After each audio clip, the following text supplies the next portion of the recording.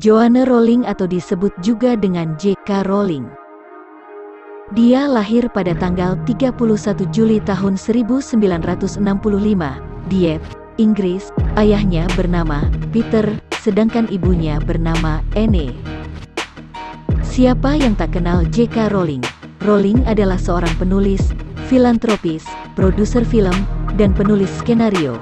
Dan dia adalah penulis seri Harry Potter, yang telah memenangkan banyak penghargaan dan laku terjual lebih dari 500 juta kopi pada tahun 2018, dan pada 2008 menjadi seri buku anak-anak terlaris dalam sejarah. Buku-buku tersebut menjadi dasar diproduksinya seri film populer. Tapi kehidupan Rowling bukanlah berangkat dari keluarga yang bahagia. Banyak perjuangan Rowling berada sampai di titik sekarang ini. Ia mengalami banyak peristiwa. Ibunya yang sakit-sakitan dan ayahnya tidak memperdulikannya sampai kematian ibunya.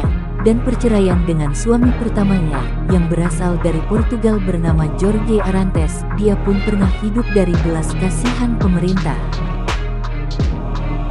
Bahkan buku atau idenya itu pernah ditolak hingga 13 kali dengan alasan ceritanya terlalu sulit dicerna oleh anak-anak. Namun setelah berjuang selama hampir 7 tahun, akhirnya buku pertama Harry Potter yang diberi judul Harry Potter and the Philosopher's Stone dijual di pasaran dan membuat namanya terkenal. Sekarang, ia telah sukses berkat kerja kerasnya. Bahkan dia pernah dinobatkan sebagai salah satu penulis terkaya di dunia.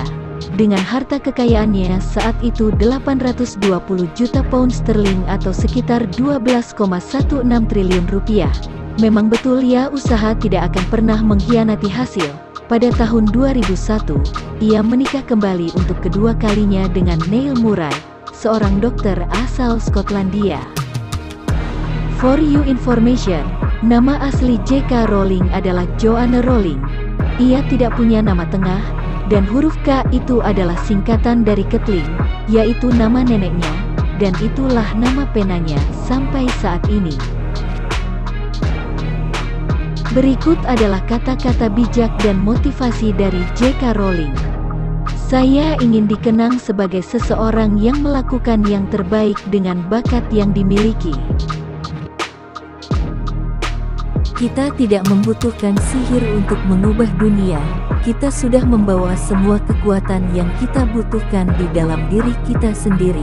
Kita memiliki kekuatan untuk membayangkan lebih baik. Seperti sebuah cerita, begitulah hidup, tidak berapa lama, tapi seberapa bagus ceritanya, itulah yang terpenting. Kemiskinan memberikan rasa takut, dan stres, dan terkadang depresi. Itu berarti 1000 penghinaan kecil dan kesulitan. Memanjat keluar dari kemiskinan dengan usaha Anda sendiri, itu memang sesuatu yang bisa membuat Anda bangga. Tapi kemiskinan itu sendiri hanya romantisasi oleh orang bodoh. Pada akhirnya nanti, semua yang pernah hilang atau diambil dari diri kita akan kembali lagi kepada kita, walaupun dengan cara yang tidak pernah kita duga. Ketidakpedulian dan kelalaian seringkali lebih merusak daripada ketidaksukaan. Anda harus siap untuk terkadang sesekali memencet nada yang salah, atau beberapa kali. Itu hanyalah bagian dari proses belajar. Banyak membaca sangatlah menolong. Baca semua yang dapat Anda baca. Tidak peduli seseorang dilahirkan untuk apa, tapi tumbuh menjadi apa mereka nanti. Buku itu seperti cermin. Kalau yang berkaca padanya adalah seorang yang bodoh, engkau tak bisa berharap yang terpantul adalah seorang yang jenius. Mulailah dengan menuliskan hal-hal yang kau ketahui. Tulislah tentang pengalaman dan perasaanmu sendiri. Beberapa kegagalan dalam hidup tak terelakkan. Tidak mungkin hidup tanpa mengalami kegagalan dalam sesuatu. Kecuali jika Anda hidup dengan sangat berhati-hati sehingga Anda mungkin juga tidak hidup sama sekali. Dalam hal ini, Anda gagal secara telak. Perbedaan kebiasaan dan bahasa tidak ada artinya sama sekali jika tujuan kita identik dan hati kita terbuka. Hidup itu sulit dan rumit, dan di luar kendali penuh siapapun, dan kerendahan hati untuk mengetahui yang akan memungkinkan Anda untuk bertahan hidup dari perubahan-perubahannya. Anak muda tidak bisa tahu bagaimana usia berpikir dan merasakan, tetapi orang-orang tua bersalah jika mereka lupa bagaimana menjadi muda. Mati rasa sakit untuk sementara waktu akan membuatnya lebih buruk ketika Anda akhirnya merasakannya.